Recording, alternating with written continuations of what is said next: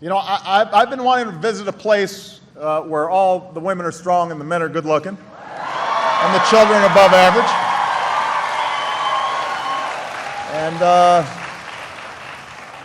And this clearly is an example of what Minnesota produces. So yesterday, Rebecca and I had lunch at Matt's Bar. Had a Juicy Lucy, which was quite tasty. We had a town hall at Minnehaha Park, although I did not take a kayak over the falls, which seemed dangerous. We got ice cream at Grand Oak Creamery, very good, very tasty. And then this morning, Al Franken and I and Secretary Tom Perez, our Secretary of Labor, who's here. Tom, stand up.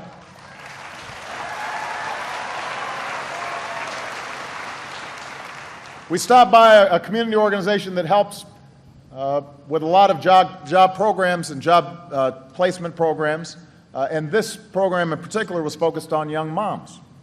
And it was really interesting talking to them because these are teenage mothers, 16 to 18.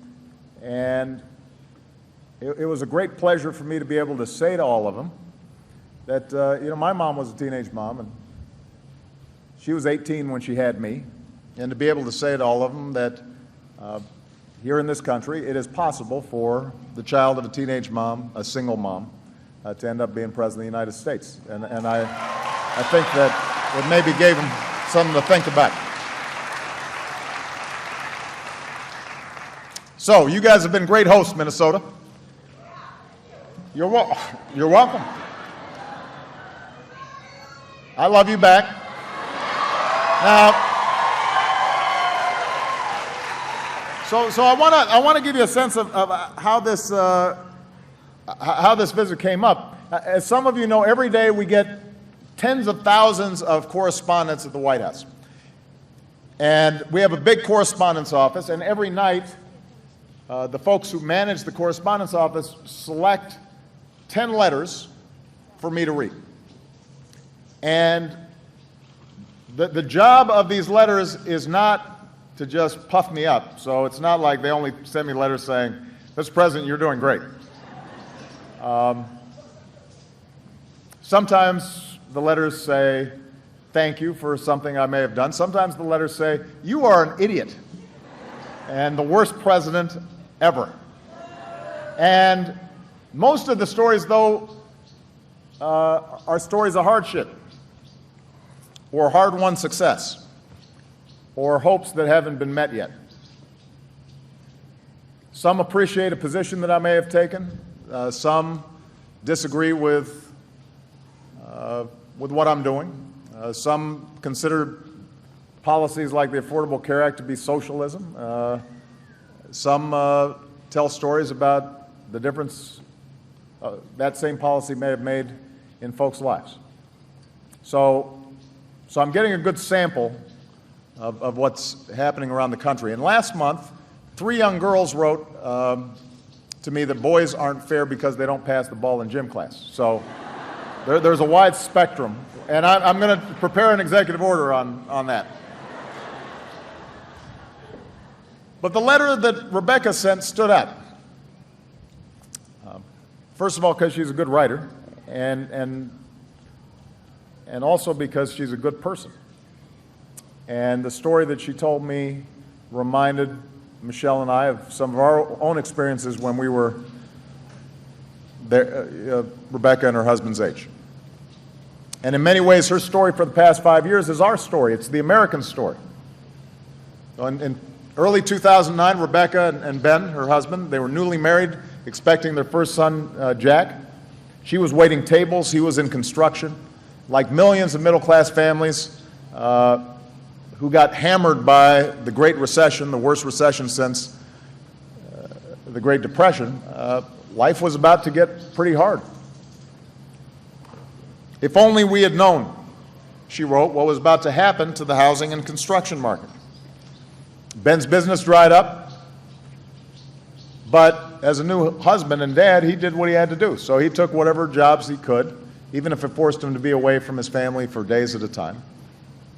Rebecca realized she needed to think about how her career would unfold, so she took out student loans and enrolled in St. Paul College and retrained for a new career as an accountant.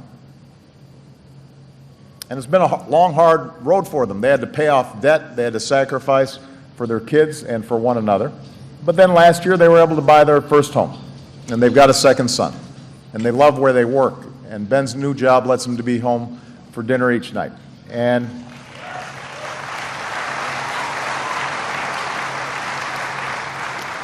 so what Rebecca wrote was, it's amazing what you can bounce back from when you have to. We're a strong, tight-knit family who's made it through some very, very hard times. And that describes the American people. You know, we too are a strong, tight-knit family who has made it through some very, very hard times.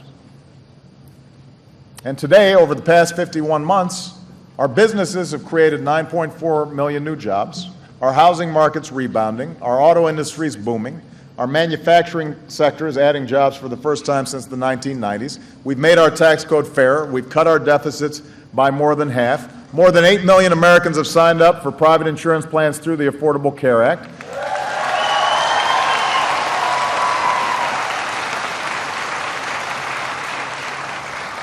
So here in Minnesota, you can now say that the women are strong, the men are good-looking, the children are above average, and 95% of you are insured.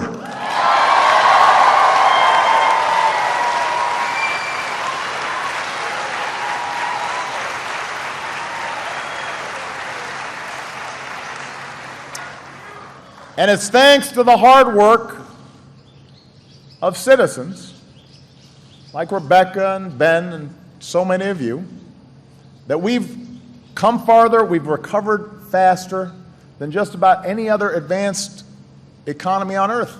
More and more companies are deciding that the world's #1 place to create jobs and invest is once again the United States of America.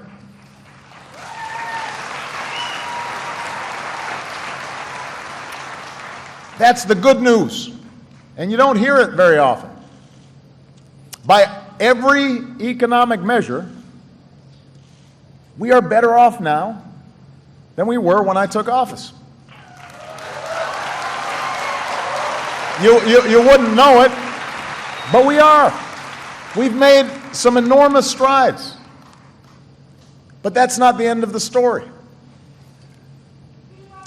We have more work to do. It wasn't the end of Rebecca's story, because she went on to write in her letter, we did everything right.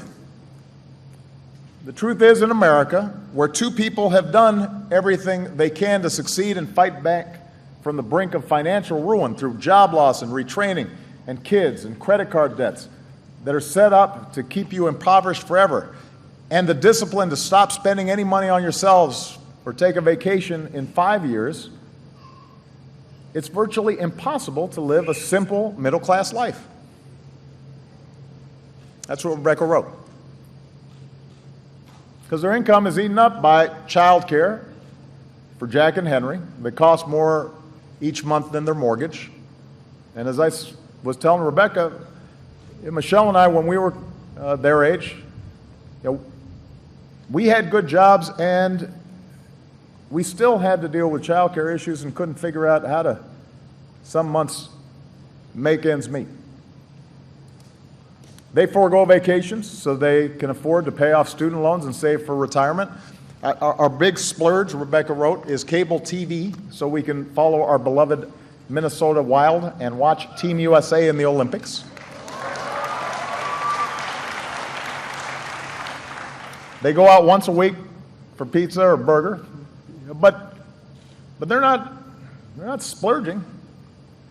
And at the end of the month, things are tight. And this is like this wonderful young couple with these wonderful kids who are really working hard.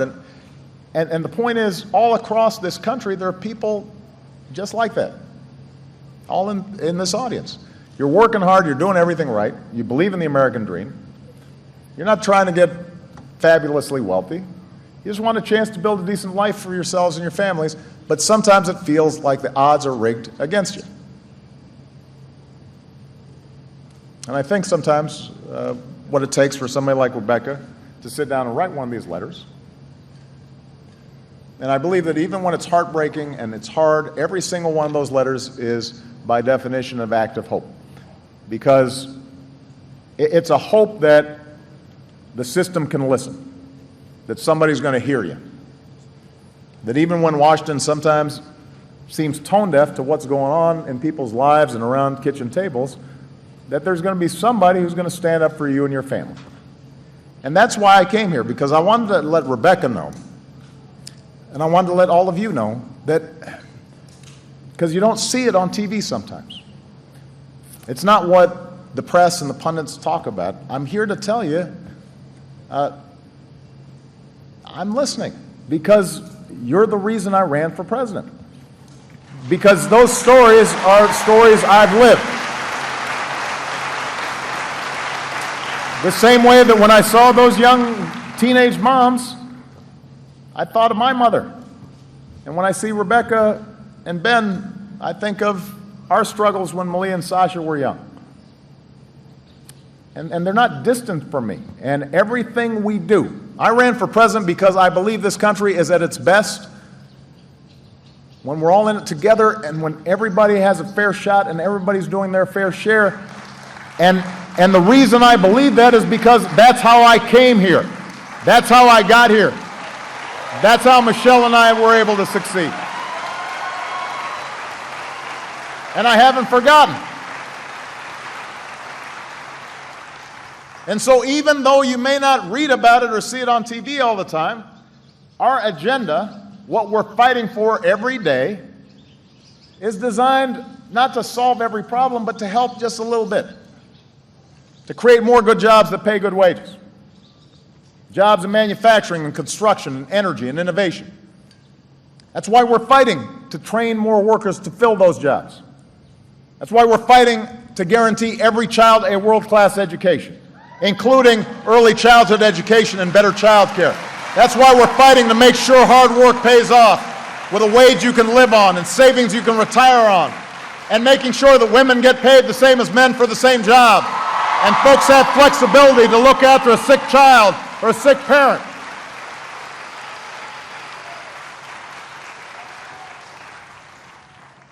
That's what we're fighting for. We're fighting so everybody has a chance.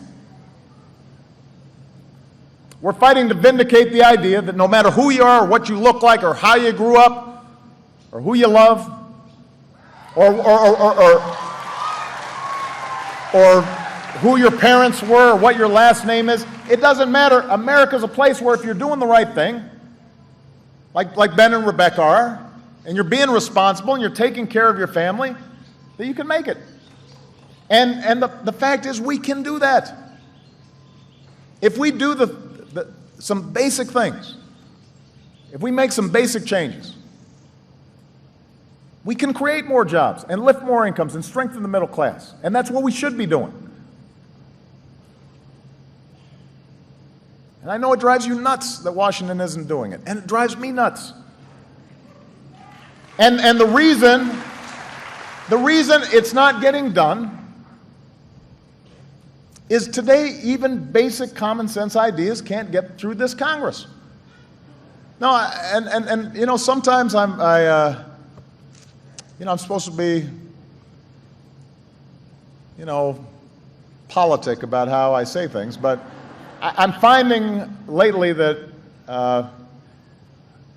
I just want to say what's on my mind. So let me.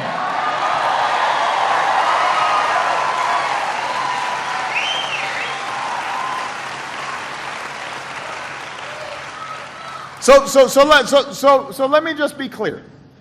I want you to think about this. So far this year, Republicans in Congress have blocked or voted down every single serious idea to strengthen the middle class. Now, you may think I'm exaggerating. Let me go through the list. They've said no to raising the minimum wage. They've said no to fair pay. Some of them have denied that there's even a problem, that despite the fact that women are getting paid 77 cents for every dollar a man's getting paid. They've said no to extending unemployment insurance for more than 3 million Americans who are out there looking every single day for a new job, despite the fact that we know it would be good, not just for those families who are working hard to try to get back on their feet, but for the economy as a whole. Rather than invest in working families getting ahead, they actually voted to give another massive tax cut to the wealthiest Americans. They don't boo, by the way. I want you to vote, but I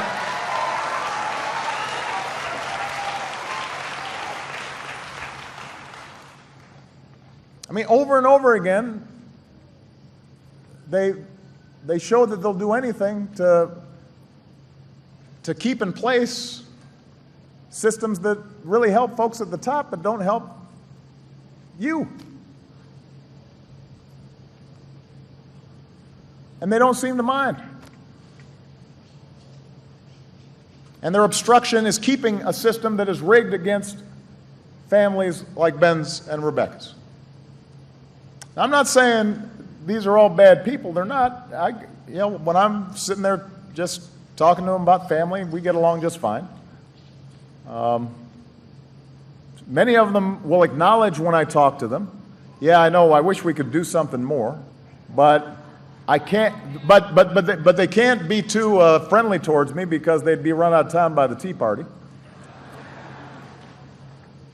But sometimes I get a sense they just don't know what most folks are going through. They keep on offering a theory of the economy that's time and again failed for the middle class. They think we should give more tax breaks to those at the top. They think we should invest less in things like education. They think we should let big banks and credit card companies and polluters and insurers do whatever is best for their bottom line without any responsibility to anybody else. They want to drastically reduce or get rid of the safety net for people trying to work their way into the middle class. And if we did all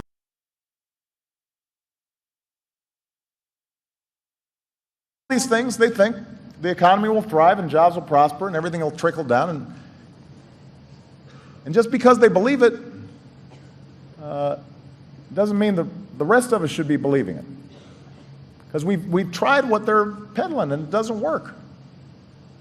We know from our history that our economy does not grow from the top down. It grows from the middle out. We do better when the middle class does better. We do better when workers are getting a decent salary. We do better when they've got decent benefits. We do better we do better when a young family knows that they can get ahead. And we do better when people who are working hard know that they can count on decent child care at an affordable cost. And that if they get sick, they're not going to lose their homes. We do better when if somebody's stuck in a job that is not paying well enough, they know they can go get retrained without taking on huge mountains of debt. That's when things hum. And with just a few changes in priorities, we could get a lot of that done right now if Congress would actually just think about you and not about getting reelected, not about the next election, not about some media soundbite, but just focused on you. So that's why I've said, look, I want to work with Democrats and Republicans. My favorite president, by the way, was the first Republican president, a guy named Abraham Lincoln. So I'm not, this is not,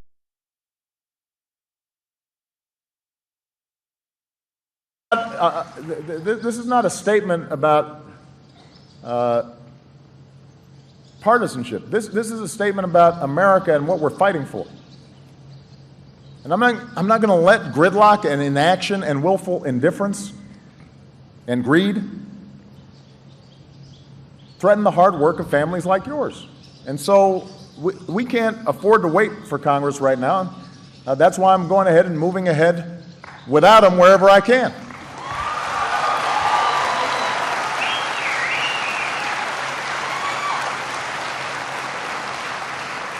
That's why I acted to raise more workers' wages by requiring federal contractors to pay their employees a fair wage of at least $10.10 an hour. That's why I acted to help nearly 5 million Americans make student loan payments cap those payments at 10% of their income. That's why I made sure more women have the protections they need to fight for fair pay in the workplace. That's why we went ahead and launched new hubs to attract more high-tech manufacturing jobs to America. And now, some of you may have read, so we take these actions, and then now Republicans are mad at me for taking these actions. They're not doing anything, and then they're mad that I'm doing something. I'm not sure which of the things I've done they find most offensive. But they've decided they're going to sue me for doing my job.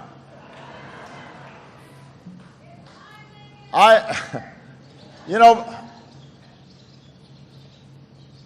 I mean, I might have said in the heat of the moment during one of these debates, I want to raise the minimum wage, so sue me when I do. But I didn't think they were going to take it literally.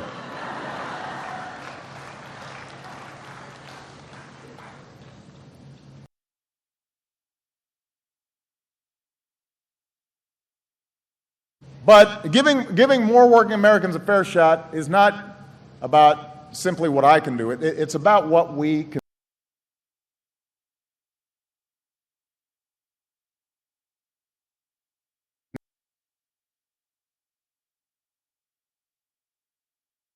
Right now. And since I first asked Congress to raise the minimum wage, 13 states and D.C. have raised theirs, including Minnesota, where more than 450,000 of your neighbors are poised to get a raise.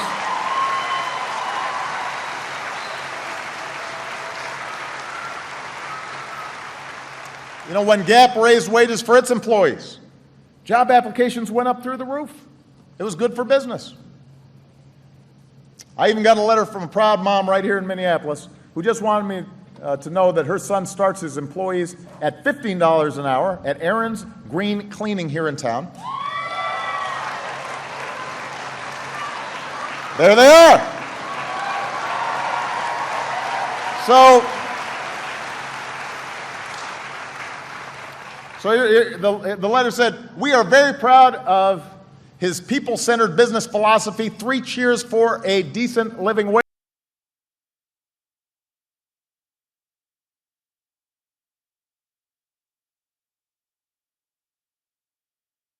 On Monday, we held the first ever White House Summit on Working Families. And we heard from a lot of other families like Ben and Rebecca. They count on policies like paid leave and workplace flexibility to juggle everything. We had business owners who came and told me they became more profitable when they made family life easier for their employees. So more companies are deciding that higher wages and workplace flexibility is good for business, reduces turnover, more productive workers, more loyal workers. More cities and states are deciding this is good.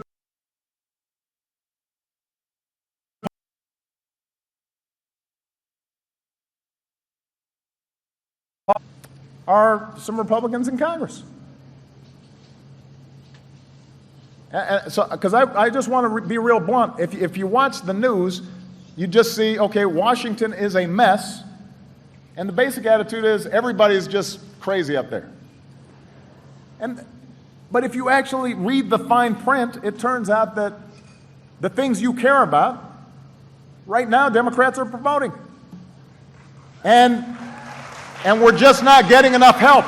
And my message to Republicans is join us, get on board. If you're mad,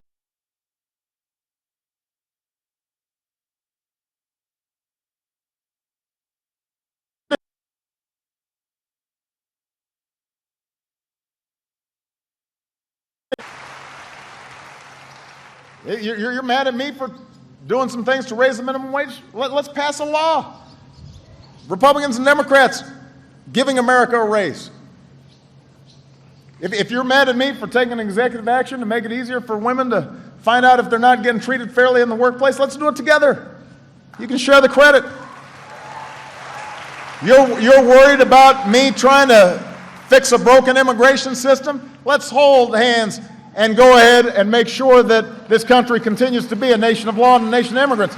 I want to work with you, but you got to give me something. You got to try.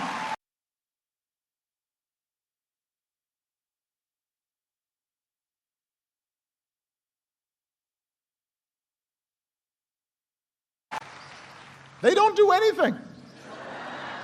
except block me and call me names. And it can't be that much fun.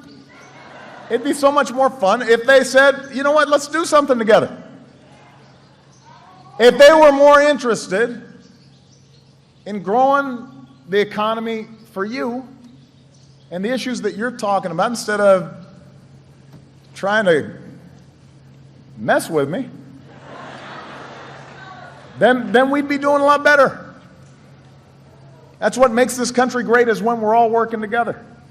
That's the American way.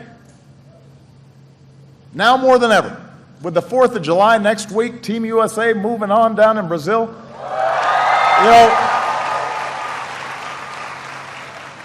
we should try to rally around some economic patriotism that says we rise or fall as one nation, one people. Let's rally around the idea that instead of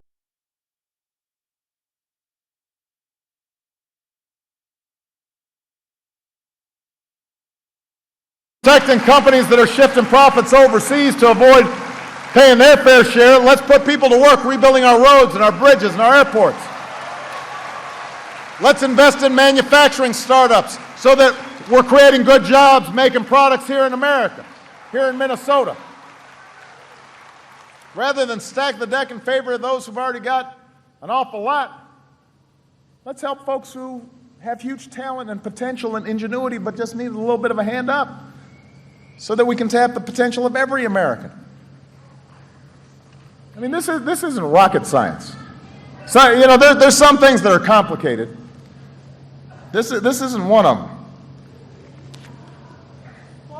You know, let's make sure every 4-year-old in America has access to high quality preschool, so that moms like Rebecca and dads like Ben know their kids are getting the best quality care and getting a head start on life. Now let's redesign our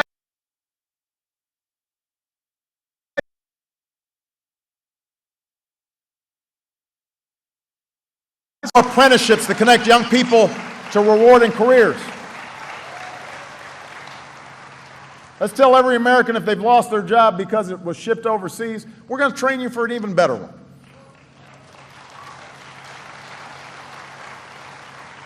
Let's rally around the patriotism that says our country's stronger when every American can count on affordable health insurance and Medicare and Social Security, and women earn pay equal to their efforts, and family can make ends meet if their kid gets sick. And when nobody who works full-time is living in poverty. We can do all these things. And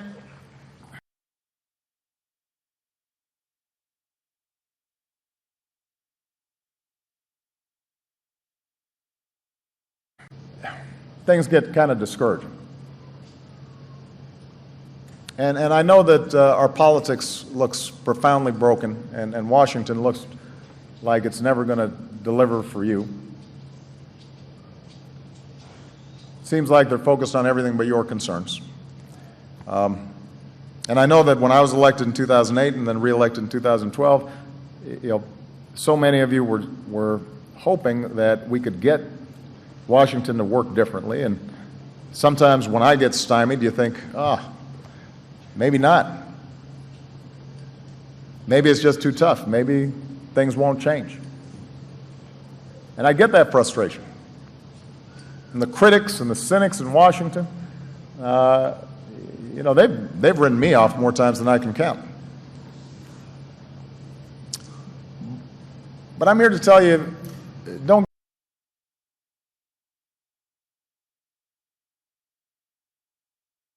get cynical.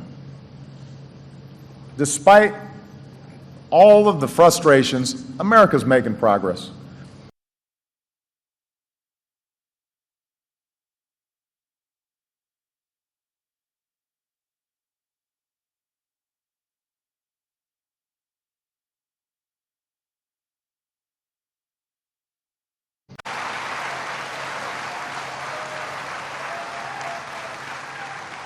So yeah, it's easy to be cynical. In fact, these days it's kind of trendy. Cynicism passes off for wisdom. But cynicism doesn't doesn't liberate a continent.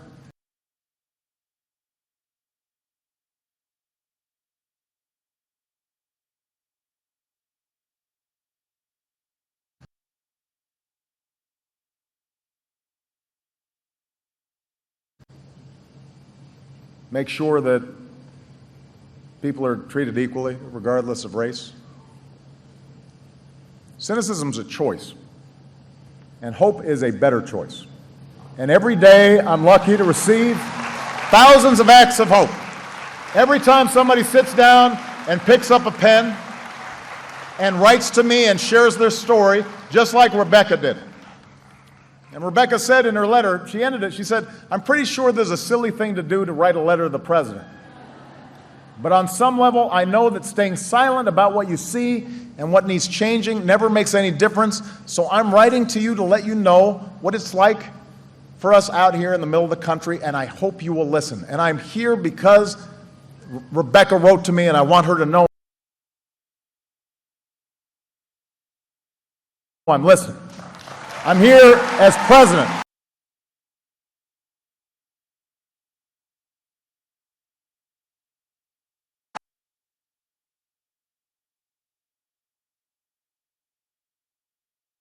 Always going to keep fighting. And your cares and your concerns are my own, and your hopes for your kids and your grandkids are my own. And I'm always going to be working to restore the American dream for everybody who's willing to work for it. And I am not going to get cynical. I'm staying hopeful, and I hope you do too. Thank you. God bless you. God bless America.